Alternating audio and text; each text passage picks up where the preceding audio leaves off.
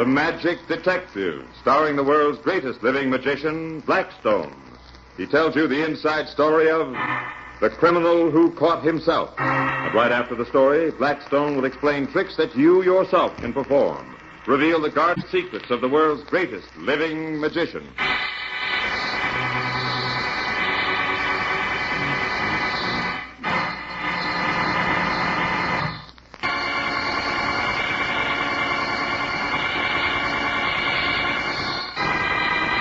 And now, stand by for Blackstone, the Magic Detective.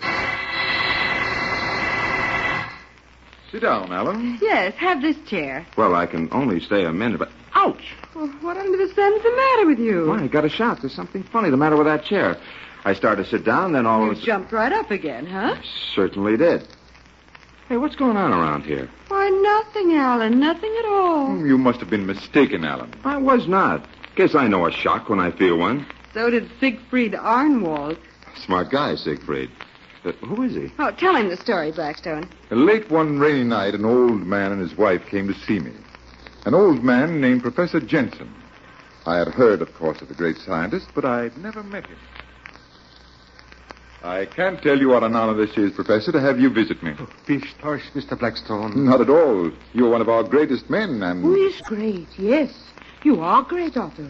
Yes, fine. It's an honor to be here, too. Well, tell me, is there anything I can do for you? Take off your shoes, Otto. I tell him to take off his shoes. He's so stubborn, my Otto. We'll not wear galoshes in this rain. Take off your shoes. Yeah, my dear. Around in his stockings he will sit. And the cold he will not catch. Fine. I have my troubles, Mr. Blackstone. Great troubles. You will have more if you do not take off your other shoe. Yeah, my dear. As I say, I have troubles. Well, of course, if there's anything that I can do, I'll be That's only... what I said to my Otto. Mr. Blackstone is a great man. He will help us. Yes, he will help us fine. You see, I have been inventing a new serum, Mr. Blackstone. A very valuable serum. It will cure many, many diseases. I talk to no one about it, about what it will do, until I have perfected this. You understand? Yes, of course. In my laboratory, I have many experiments, many valuable experiments. I am nearing completion of many. Yeah. Oh, Mr. Blackstone, this serum will end much suffering, will save many lives. Many. It's fine, this serum. Fine. I'm sure of it, but I'm no chemist. What help can I give you? Well, bad things have been happening to my serum. Yeah, very bad things. Just before the serum is completed, something happens. How do you say it in your language? Outside elements have been introduced into my chemicals. My experiments no longer turn out as expected. You mean your chemicals have been adulterated? Yeah, that is the word. Adulterated. You keep your lab locked up, of course. Of course. Always it is locked. Well, who has a key? I have one, and my wife, she has the other. That is all. No one could possibly get in when you aren't there? It's impossible. Well, what I don't understand is why anyone would want to ruin your experiments. They're solely for the good of the human race. I know why. Oh? Tell me. We are newly come to your country, Mr. Blackstone. Made for us a refuge, a haven. You're kind to us, all your people. You let us work at what we do best. You let us believe all we want to believe. But all the world is not like that. Our country was overrun by men who are more beasts than men. They do not like the good things. They do not like the serum of my Otto. They want it destroyed before it can save the lives of many young men they have tried to kill. My serum will cure many men who have fought in this war. It will make them strong. The beasts do not want us to be strong. They want them to be weak and to die. That is why my Otto's experiments are being ruined. That hardly seems possible. Yeah, is possible. And tomorrow, more will be done. I'd like to visit your laboratory tonight, Professor Jensen. Would you take me there? An honor it would be. And perhaps we can save this new serum tonight. Yeah, we go now. Your shoes, Otto. And your scarf tied around your coat. Yeah. Now, your overcoat. That's right. Second button, Otto. Oh, you must fasten Well, it. I'll get my assistant, Miss Brent, if you'll excuse me, and then we'll be on our way.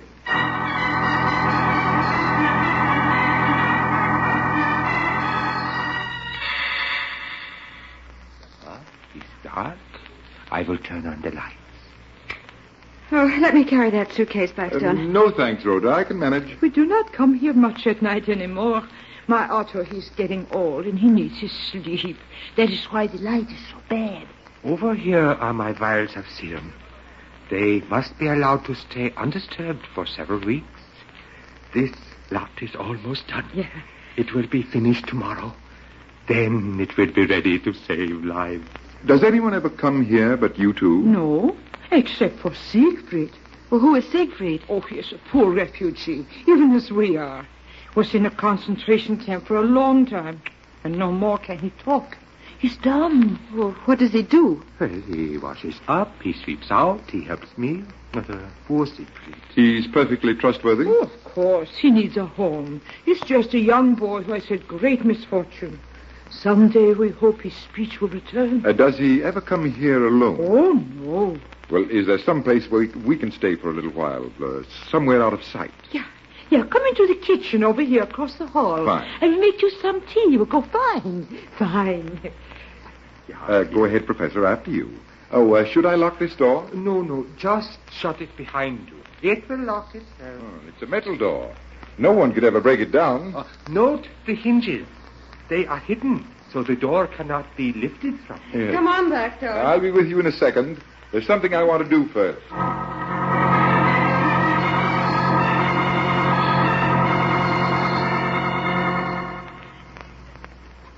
Blackstone, what's the point of just sitting here in the professor's kitchen? We can't even see the laboratory from here. A dozen people could break in and we'd never even notice. Oh, if anyone tries to break in, they'll call us first. Otto, no more cake. Oh, you want to be awake all night with bad dreams? But, my dear, with the bad dreams, you must be asleep, yeah? All night. Just the same, no more cake. You see, Mr. Blackstone, I cannot even make for myself the bad dreams. She kills me with kindness. Yeah, you love it, my Otto. Perhaps. But I love your so good cake, too. Oh, my Otto. Well, a small piece, perhaps. But a small one. Golly, it's driving me crazy just sitting here, Blackstone. Are you sure we'll know if somebody breaks in? I'm sure, Rhoda. Perhaps tonight nothing will happen to my serum. Perhaps I have been mistaken. Oh, what's that? Quick, this way. Gott in Himmel! Siegfried. Ja, it is Siegfried. He's talking. And he's got a key in his hand. No. It's Siegfried who's been breaking into your laboratory and ruining your experiments. No, impossible. You are fools, all of you. You didn't believe that I was really dumb, did you? You didn't believe that I would really let you finish these experiments, did you? You fools. Shall I call the FBI? Yes, Rhoda. You have outsmarted me this time, you fools. But not for long. We will win in the end. Force is stronger than kindness. We will win someday. Poor Siegfried.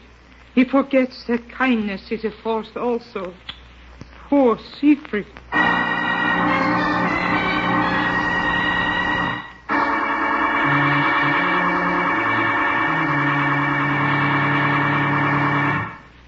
But tell me, how did you ever make Siegfried call to you like that? It was magic, Alan. Yes, the same kind of magic that made that chair give you a shock when you sat in it.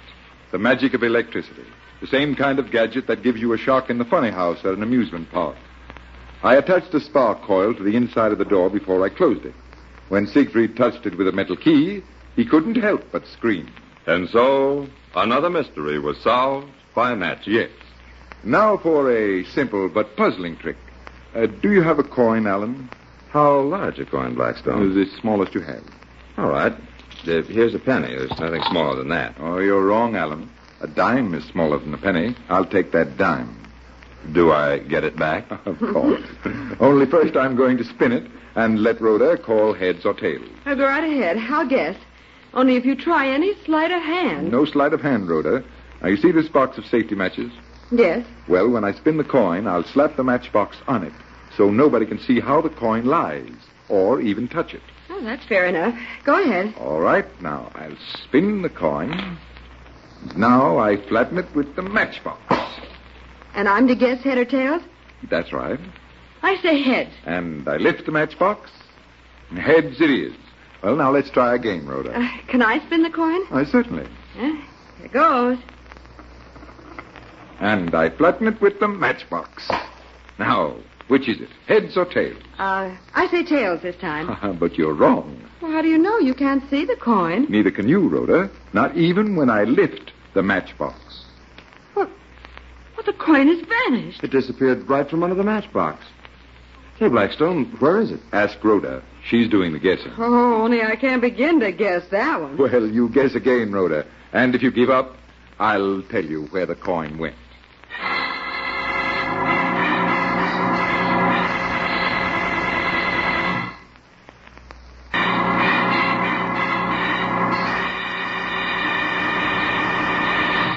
And now, Blackstone, where is that missing dime?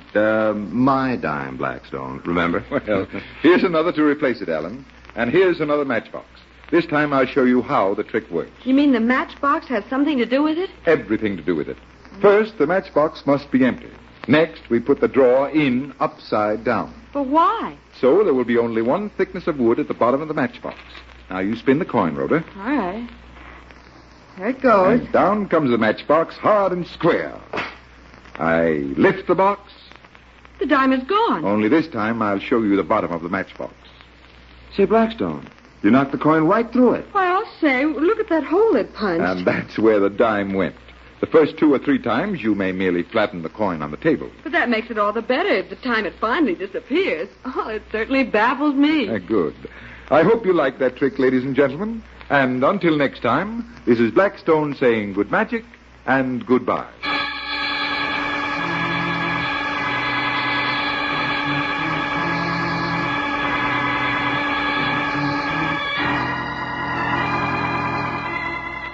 Be with us next time when the world's greatest living magician, Blackstone, tells us the story of the vanishing necklace and explains more tricks that you yourself can perform. Listen in again to Blackstone, the world's greatest living magician.